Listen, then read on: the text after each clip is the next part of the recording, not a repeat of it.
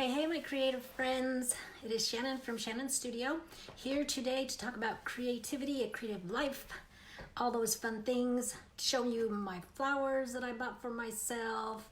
They are beautiful. You cannot underestimate what flowers can do for your little mental attitude. I mean, these were only like $2. I highly recommend buying yourself flowers. That was just a side note. So let's start today. I noticed, thinking about what I was going to talk about, I noticed that ever since being in Sweden, every time I go to the city, pretty much everything's a new experience. Because I'm going to new places, I take new ways, the train, different places, the train different ways. Sometimes I'll just go down a different path, even if I've been somewhere, just to be going down and seeing what's down there. So everything about Sweden has really brought about newness, new experiences. So new experiences have become my new norm, which is so weird. Not what I like, all my ducks in a row. I do like that. But part of me is really enjoying how often I have new experiences. And so, let's see. And also, I'm just, the new experiences, I'm doing things that I would never normally do. So like call strangers that I don't know, meet up with the strangers, try new things, do these videos. Everything, I think in my mind, I had a little mind shift that I'm going and I'm going to have new experiences. So it just kind of opened the door wide up for me in my own brain. And I don't think you have to move to Sweden to do that, though I just noticed that about me. So it got me thinking, and I read this quote. It says, instructions, and it's from Mary Oliver, instructions for living a life. Pay attention, be astonished, tell about it. Pretty simple. I loved that. Instructions for living a life. Pay attention, be astonished, tell about it. And I like that tell about it because there's so much in the retelling or the telling and the retelling of experiences. They tend to solidify in our minds. Whenever I have something I want to kind of filter through, when I can talk to Alan and like say it out loud, it changes. It just, something happens about speaking it, hearing it, going over it in my mind. It just changes things, and I get a little more insightful when that happens. So to tell about it, so this morning, so I sent, Joseph has after school clubs. He has a Lego club that he's been dying to get into. So I emailed the gal, and a lot of people, and this one's a private one that they do at the school, but you pay the person individually and not through the school. So everybody here has this Swish account, Swish app that you can pay people back and forth, and we just don't have it set up. So I emailed her and I said, can I meet you so I can, pay you? And she took it as, maybe I meant meeting up for coffee. And when she emailed back and said, I don't know if you're meaning this, but you want to meet up for coffee? And I was like, okay, because my new experience mode is like, okay, let's do it. So I met up with her this morning. Her name's Alla, and she runs Lego Club. So talking about this woman, I had no idea who I was meeting, besides that she's the Lego Club lady. And but she's from Ukraine. She's lived in Russia and England and now Sweden. She didn't want to live in communism anymore. She wanted to get out from that.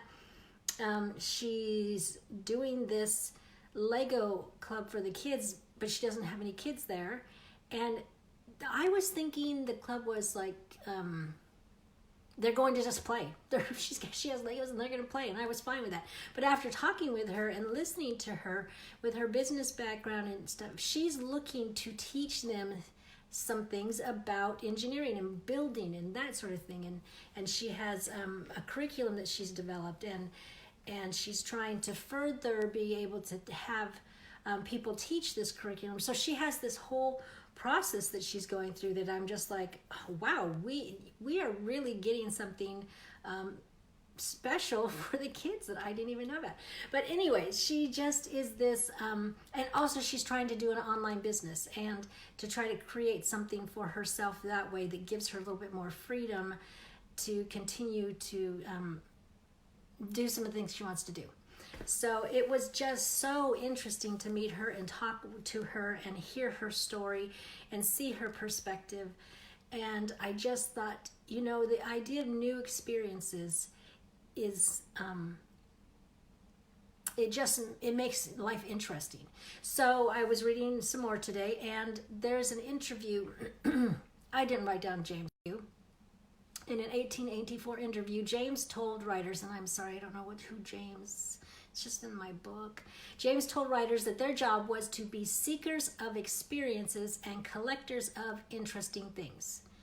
And that's what made me think of today. It was just interesting to talk to her and interesting to hear her story and her view of communism and how government and how even renting a house is difficult, and they have big associations that have blocks of houses. Anyway, it was just, everything was interesting.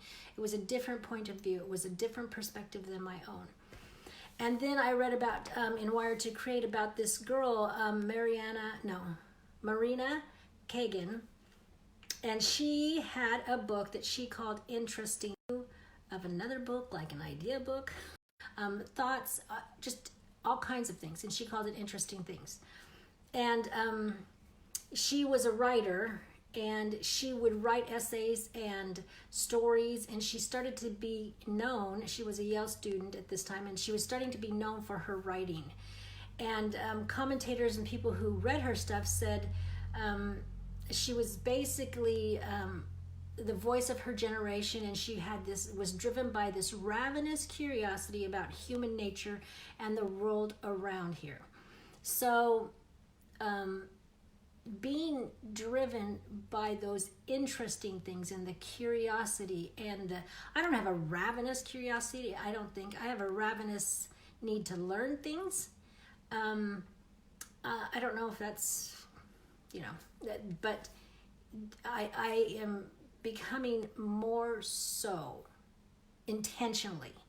So one of the other things that in the Wired to Create book is that we should master a skill, and there he's talking about two writers in particular, but I think it goes across the board to anybody who's creative, because the human experience. So he says, master a skill that defines the literary greats and the ability to observe the full spectrum of human experience, both the internal and the external, and to turn those observations into art.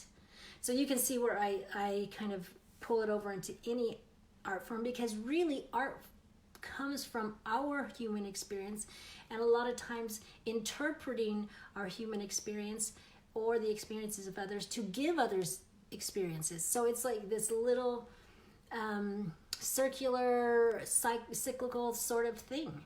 And but it all starts with having experiences, having interesting experiences, having interesting things happen to you, and to be able to say yes to those experiences, to be open to those experiences, to, hey Rose, to be open to those experiences. So I challenge you in the next couple days to say yes to something you may want to say no to, or to even instigate a new experience, instigate several new experiences, instigate a whole day of doing everything new, walking a different way home, just talking to people differently, asking people questions, I don't know, going someplace different. Just experience some newness and add some interest to your life. So that's the tip today. Make your own interesting things. It was kind of serendipity that I got to speak with Ala and visit with her and meet her. But it was a great thing when I saw the email and saw, that wasn't what I intended, but I'm not against it. I think it'd be great. It was kind of serendipity.